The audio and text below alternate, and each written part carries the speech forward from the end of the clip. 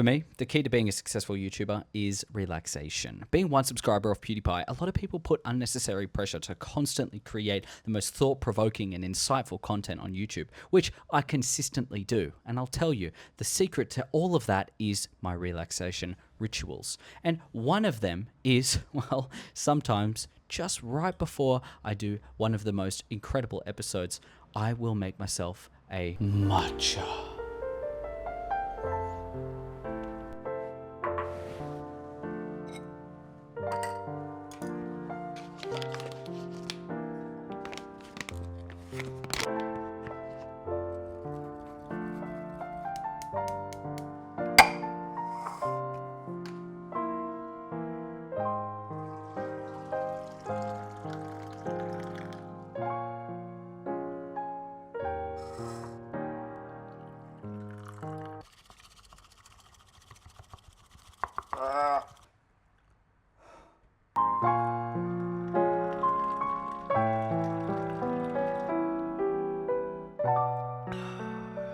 That's the fucking stuff.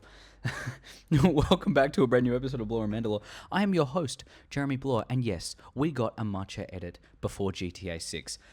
Look, boo, motherfuckers. Yeah, it's Halloween. I got to stop swearing. I didn't realize. My girlfriend told me, she's like, how do you expect to be monetized by YouTube if you keep on swearing all the time? And I'm going to say, well, fuck, I don't know. But you know what? We're going to fucking do it anyway. Okay, guys, happy Halloween. I know this is going to be later. This is, 2 days later for everyone? Technically, I don't know if it would be 1 day for everyone in America. Doesn't matter. It's 2 days for me, so I'm going to work on Aussie time. Happy Halloween. I hope you guys all had a great Halloween. I hope you did some cool trick-or-treating and you got some awesome lollies. For me, I just jumped in the back of a white van and this dude took me away. I fell asleep. I woke up. I've got a little bit of a ring that I'm sitting on right now because my butt's a bit sore, but overall it's been a great Halloween. It's been a really great Halloween. I just put out on my on my Instagram a fan segment basically saying, just for a quick starter into this one, about how has Star Wars influenced your Halloween. I just wanted to start off with the fans kind of seeing that one, and I got 3 amazing responses. Thank you so much for all you people. We have got Darth Christensen 17. He said, I have been Anakin 1 year for Halloween. Star Wars Nerd 00 said, dude, I remember wearing my karate outfit every year with my plastic telescope sabers. Best memories. Dude, I love the telescoping lightsabers. For anyone who doesn't know, they're the ones that just go poof, like you chuck it out, and then just kind of cool. They've got all the rings going up. They hurt like a bitch. I remember my cousin used to fill it up with boiling water.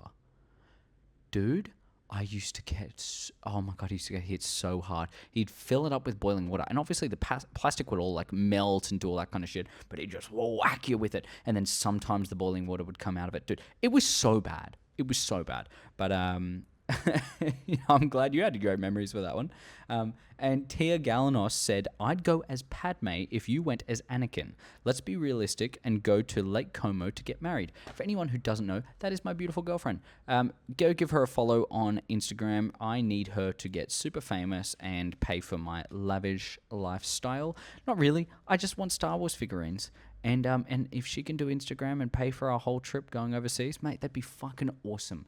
No, but she's just like the best human in the world. So just give her a follow because she's the love of my life.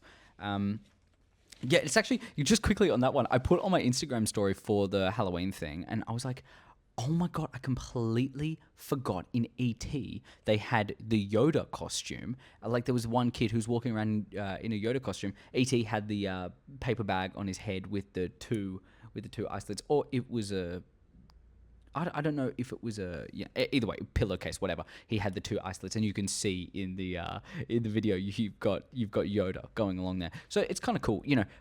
Star Wars has implemented itself into our very fabric of our current lifestyle. For a lot of you people who are watching YouTube, and a Star Wars YouTube, I'm assuming you would see Star Wars everywhere you go. Now, for me personally, I love it. I absolutely love it. And it's really, really intrigued me. And I kind of wanted to talk today about how Star Wars has influenced popular culture and how honestly you can't get anything that not anything. You can't get a lot of the amazing movies and franchises and even TV shows that we see today if it wasn't for the pioneering efforts that Star Wars played, and Star Wars did, especially with LLM. No, ILM. ILM. That's the Industrial Light and Magic. Oh my god, how the fuck did I get LLM? I always call it that because, every time I see the Roman I... Doesn't matter. Let's go into this. So, I kind of wanted to start off... I really liked the other day when I started off with the definition of what pop culture... Well, the definition of whatever it is was. So, let's start off with the definition of popular culture based on a reputable online site called Wikipedia. It's the only one that gave me a straightforward fucking answer because there isn't necessarily a direct definition. Anyways, it doesn't matter. Popular culture is culture based on the tastes of ordinary people rather than an educated elite. First of all, I don't fuck with Wikipedia because of that. I am an educated elite because of Star Wars. Are you saying that we are a lower human because we are influenced by certain other things? Like, I saw a fucking dinosaur game. I want to base all of this stuff around a dinosaur. Fuck you. Just because you don't know, just because you know all of these like scientific facts doesn't mean you're fucking better than me, bitch ass. So let's start off with, I've got 6 points here and I kind of just want to talk about it. It doesn't, this episode doesn't really have to go for long, but it's 6 of the things that I thought of when I thought, well, what really has affected? Now, a lot of you are probably going to be like, Jeremy, you have not pulled out that book and done notes for so long since you've done like reviews of shows. Man, you know what? Yeah, because I've been rolling off my fucking rocker. I have just been yapping. And I kind of want to get you guys like a straightforward answer. I want to get you down to the roots of everything that I genuinely think. And because I realized, like, when I finish an episode, I'm like, oh, fuck, I forgot to talk about that. And I'm like, oh, I've already edited and chucked all this stuff in. Don't worry about it. I won't do it. So, guys, from now on, you're probably going to see the book a little bit more. It doesn't mean that I don't want to just yap. But, it just gives me a lot more structure until I kind of work that out. By the way, matcha, for all you people, when you go to Japan, please try matcha. Do it. You can have it with milk and you can have it with water. I personally really like water because I enjoy it bitter. But a lot of the time with milk, they put a little bit of honey in it. Gets super sweet, super nice, super delectable. It's a delectable treat. But let's get into this fucking bitch. So the first point that I wanted to talk about was the storytelling and cinematic techniques. So a lot of what Star Wars is a mythic structure. It's loosely based on the hero's journey. There was an old book a while ago that George Lucas has openly stated was a massive inspiration. Basically, everyone knows the hero's journey. Everybody knows, the start from nothing, go to something, Luke Skywalker, for example, Anakin Skywalker, you're seeing the parallel between that and most of the characters that were going on. But without Star Wars, a lot of the hero's journey wouldn't be as mainstream as we see it today. It really created this general archetype that influenced a lot of the stuff. Like, okay, I want to talk about how it's influenced Harry Potter. Harry Potter is a direct fucking copy of Star Wars. Absolutely a direct copy. Oh, an orphaned boy who's living with his aunt and uncle gets visited by a magical stranger, and then somehow he finds out that he's got these magical powers, and he's given this weapon, which wand and lightsaber. Wand is technically a weapon, and he's given this weapon, and he goes and he learns about this mystical universe, and he goes far away from his aunt and uncle. Now, obviously, the aunt and uncle weren't bad. Okay, they weren't bad in Star Wars. Uncle Auntie Owen and Uncle Beru, they were fucking no. Uncle Owen and Auntie Beru. They can identify as anything they want, but that was just me trying to cover up for my fucking mistake. But Anyways, so, you get to see all these fucking parallels in Harry Potter. But besides that, you get a lot of the Marvel films as well that you see these days. Every single one of them. But let's say specifically Captain America. Okay, you start from someone who is of a low stature. Luke Skywalker, when he started being on a moisture farm, he wasn't necessarily of the fucking elite. Yeah, maybe on Tatooine he was more elite than the others because he had access to resources. Being a water farmer on, is it water farmer? I think it is. If I'm wrong, tell me in the comments down below.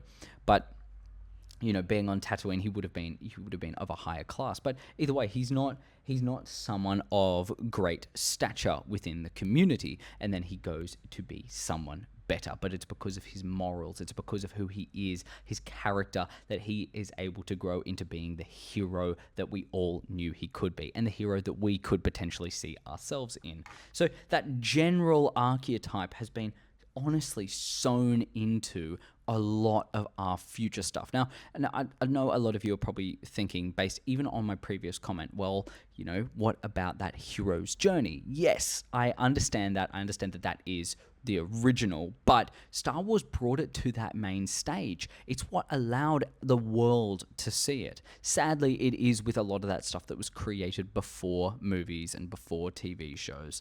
They aren't highlighted in today's society as much as they should be. If Lord of the Rings wasn't made into an adaptation, I would assume that it would be nowhere near as big as it is right now because of the movies. It's such a comfortable way for our viewers to digest information. It's why YouTube is so popular now as well. But anyways, special effects. We're talking about that cinematic techniques. Special effects. Holy fucking shit. We've got ILM. Now, the one really cool thing about ILM is they created the technology in order to create the movies.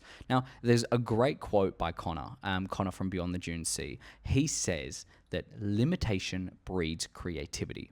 Now, the limitation of what people had at the time was, well, we don't have the technology to be able to create what we want to. Well, let's go out and let's make what we need. And then, they figure it out. We're talking about large scale sets. We're talking about genuine CGI, all the explosions, sound effects, everything like that. Like genuinely pioneering sounds that we have, honestly, only got Star Wars and, ILM, obviously, to thank for that. And even at early 2000s, they were the one creating, green screens, blue screens, all that kind of stuff. It was created by ILM.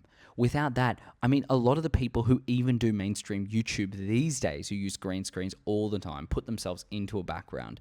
It's incredible to see the way they can do it. And it's just...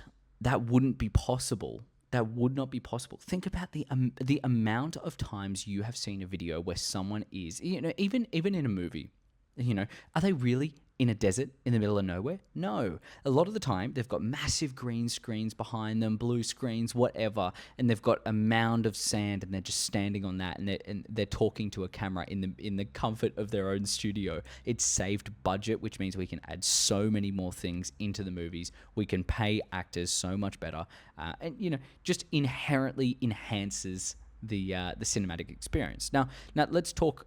If you're talking about CGI, yes, it's dropped down so much these days, but that's a whole conversation. We're talking about the CGI at the time. Think about Davy Jones. Think about, it would not be possible if it wasn't for ILM. Some of the most, Transformers, I could actually go on forever about cinematics, but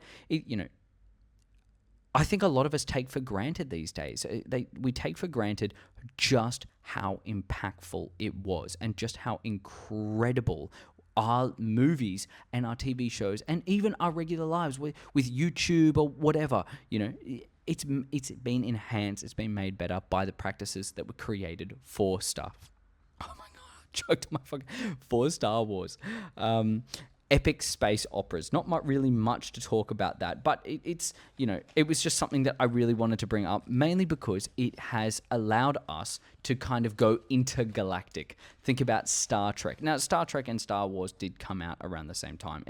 Yes, they weren't necessarily inspired by one another, but both of those, and that's why I put Star Wars in this category, have paved the way for epic space operas, for a grand adventure beyond the stars, where, we can see and imagine ourselves beyond the realm of understanding. No, a lot of it may not be based on the science that we see. Like I saw this funny reel, people talking about how, someone lifts a boulder with their mind. It's not exactly science, and they talk about how lasers can go through steel doors and cut it right open. Yes, sure. It's not. It's loosely based on the concepts, but we talked about that with how it is a fantasy. But it is a grand adventure. It is a wild space opera that, would not be possible without the success of Star Wars. A lot of the time, successes of shows leads to more adaptations of a similar thing. A lot of the time, people just copy. One thing that I didn't like about what George Lucas said, in regards to space operas and so on, he talks about how original he was in the day and how unoriginal people are these days, and how everything's just a shit copy of the things that they did around the time that he was. I don't agree. I really, really don't agree. They do get inspired. And like I'm saying, they're inspired heavily by Star Wars being a grand adventure in space. So many different series, TV shows, whatever. A lot of it massively inspired. But you're seeing a lot of the stuff that he's talking about. He's been inspired by other novels or movies or whatever. Like, he was inspired himself. There was no original creation.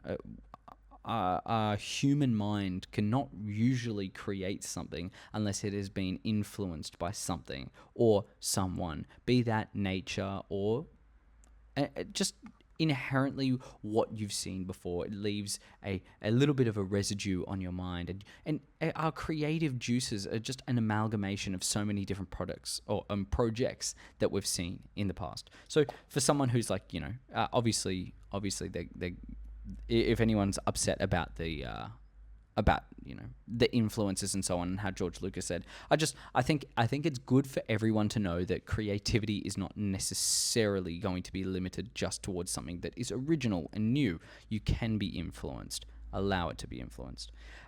The second one being merchandising and EU. One of the really cool things about Star Wars and its original inception was George Lucas couldn't have the money, and not a lot of people were able to fund this guy to be able to create this insanely wild and at the time, like, abrasive idea for a movie. No one had ever done anything like this. And even though he had some great success with a lot of previous movies, nothing compared. Like, it just all paled in comparison to what he had with Star Wars. But nobody knew that at the time.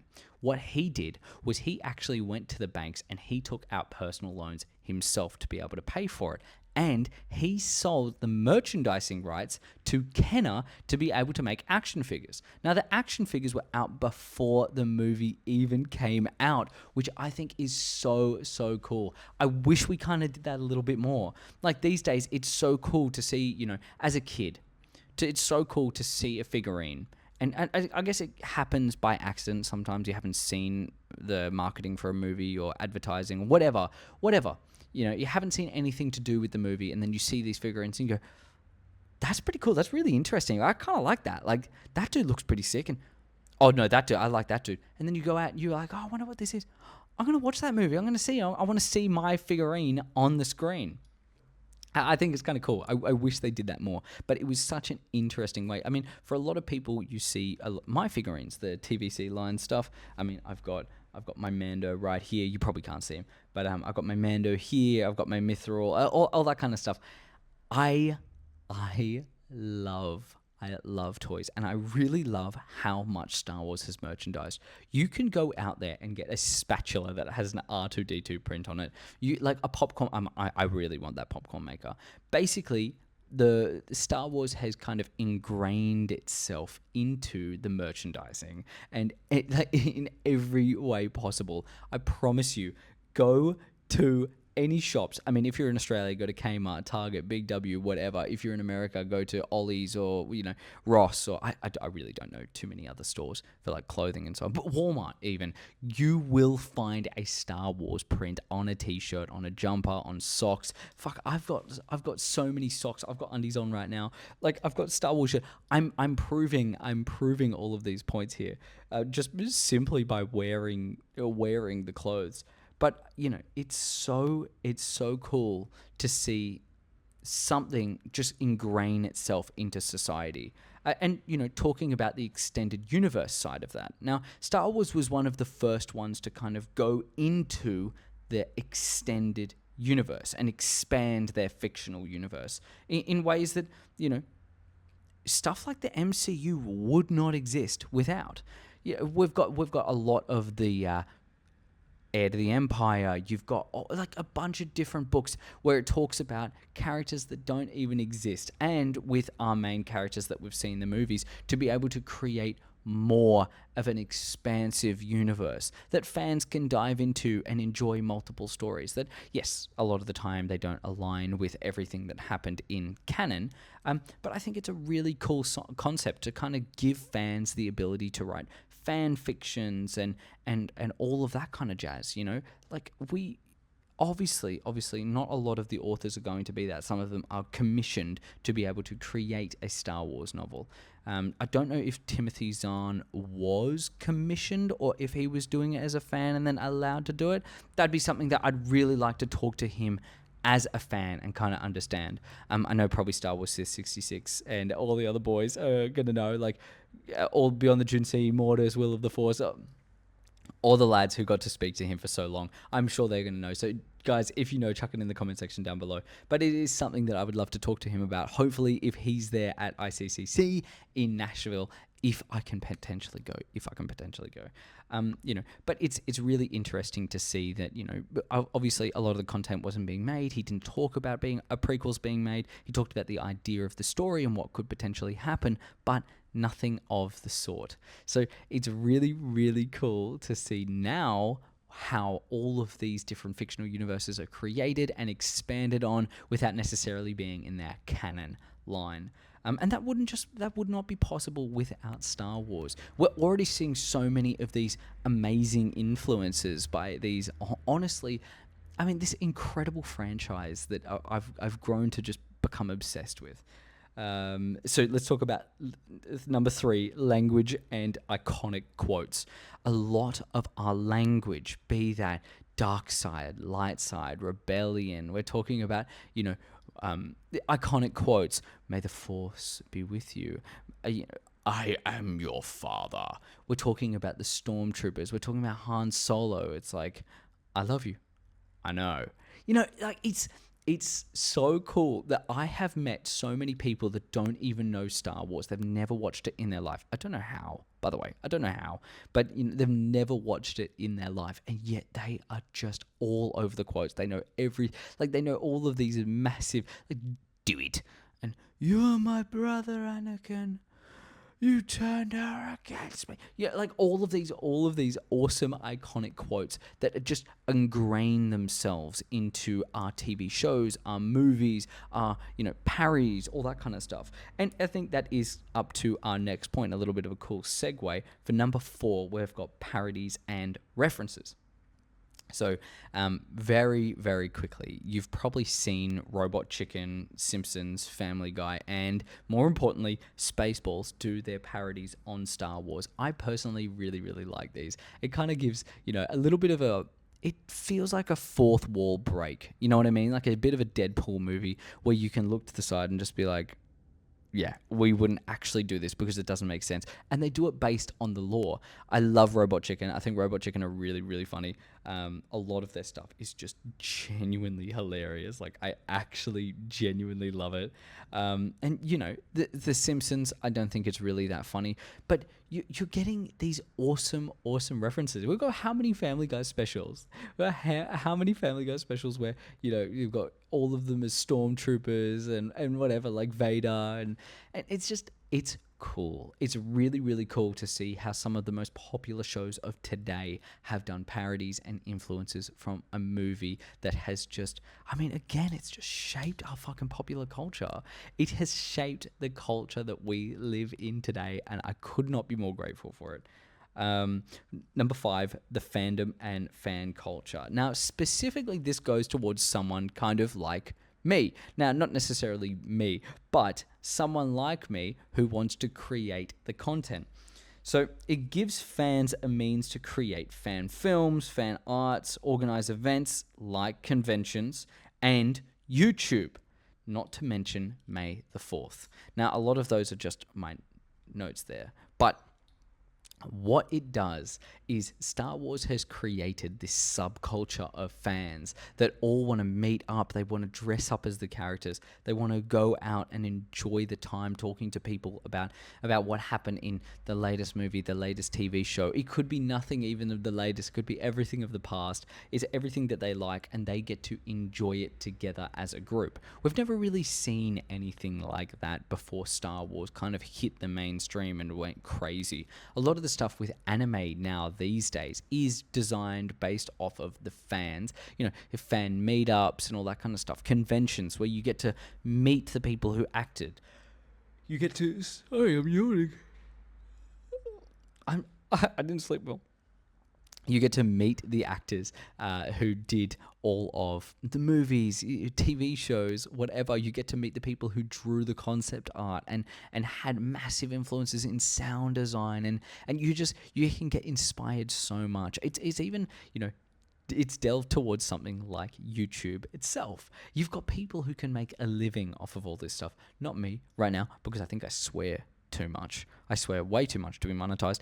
And, you know, but it's such a fun outlet. I can create theories. I can discuss fan segments and talk to all of you guys. Like, I love talking to all of you guys. And it would not be possible if it wasn't for my love for Star Wars and the ability to do it on YouTube based on all of the history of people who want to meet up and listen to all this stuff and talk about all this stuff. Like Star Wars Theory, when he was basically the first person on YouTube to do Star Wars. He really was. He was the one who pioneered everything. He gave up all of his time and he just kept on making videos, and fans loved it because it was another way to enjoy your galaxy far, far away in the comfort of your own home. And, you know, obviously the last one being May the 4th. I think that's a really, really cool idea. I just, you know, obviously I don't think they planned that. I don't think they planned to have May the Force be with you, but May the 4th be with you, if you're Mike Tyson speaking with a lisp. But, you know, to have something like that where even non-Star Wars fans are like, oh, May the 4th be with you. Some of them, they'll do this one. I'll fucking kill them. I'll stab them in the throat with my pen straight away. Not even a second fucking thought. I'll stab them right in the fucking throat. One sec. Oh, fuck, that's so good. That's so good. You know, but I'm hopefully, speaking of my beautiful girlfriend wanting to get married, I want to get married on May the 4th. Not only is that a really cool date, but we want to go to Lake Como. We want to have like a full-on fucking thing overseas, having a fucking sick time, standing there like this in the pylons where Anakin and Padme stood and go, I hate sand. Even though I've got my new sand bandana, which is kind of cool. It's got 3PO and a Star Destroyer. All of it's like stencils. I got this from Japan as well. Last but not least, we have got the cultural and political symbolism.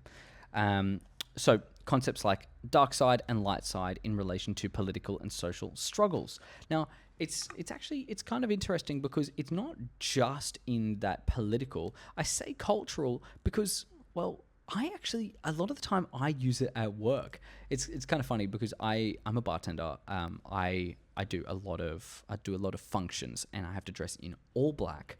and do a bunch of basically I'm there the whole night making cocktails and all that kind of stuff. But because I'm in all black, I talk about how I'm on the dark side. But I wasn't the one who created that. One of my friends who has never seen Star Wars in their life, they were like, "Oh, come to the dark side." Even that whole "come to the dark side," we have cookies. That is from Spaceballs, sure. But it's really, really cool to see how many people know it without even understanding what the hell Star Wars is. Or, I've seen some people go like, "So what is it? Is it just like some massive fucking night conquest in the stars?"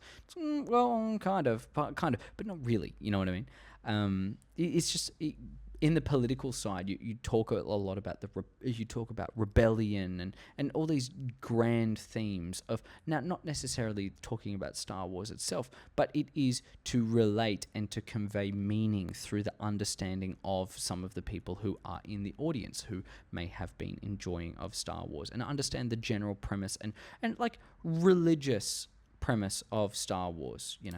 I love it. I think it's really, really cool. And last little thing there, I think one of the coolest parts about Star Wars has been its influence on our space exploration and our scientific exploration. It's something that no one's going out there because they want to go see Star Wars. They don't want to just join in with all of the action and kind of jump through hyperspace. Obviously, you want to do that. But it's influenced people to want to start careers in the amazing world that we live in and the galaxy that we live in. And to have a job, to have something like that where you can go out and you can be amongst the stars, it gives you that kind of divine inspiration. And it's cool to know that a lot of what we see now, even if it's a paint job on a rocket, could have been because of something within Star Wars itself. So I'm going to end it off with that, the end with a love heart. I just want to thank all of you guys. I want to thank every single one of you for being around, for watching all my episodes and really enjoying it. My episodes have been doing great so far, like over 100 for the past 2 episodes. So 100 views. Amazing. Every single one of you, all 156 right now currently. Love you so much. Thank you so much for tuning in. Thank you for watching, just generally enjoying my content. I hope that you have been influenced by Star Wars in your everyday life, be that even just by the characters and the creation. Maybe it's like that scientific study, you wanted to do a specific job because you saw something within Star Wars. It's kind of like, Indiana Jones and how it's inspired paleontology and just inherently, museum-based jobs. Really, really like it. Really, really grateful for every single one of you. I apologize again for the matcha edit. That was kind of funny though. That was kind of funny. I hope you guys enjoy, and I will catch you next week. Remember, Wednesdays 7 p.m. AEDT. That is when I do my Blades and Beskars, my Lord of the Rings and Star Wars Fusion series, and also on Saturdays 7 p.m. AEDT. I always do my full episode. Hopefully got a live stream. Tune in next week. It should be Tuesday at around 8 a.m. 8 a.m. ADT, which is about 8 or 9 p.m. on the Monday. I'm going to be doing my first reading of Heir to the Empire. So hope you guys enjoy. I hope to see you guys there. And I'll catch you in the next one. All right. Love you all. Bye.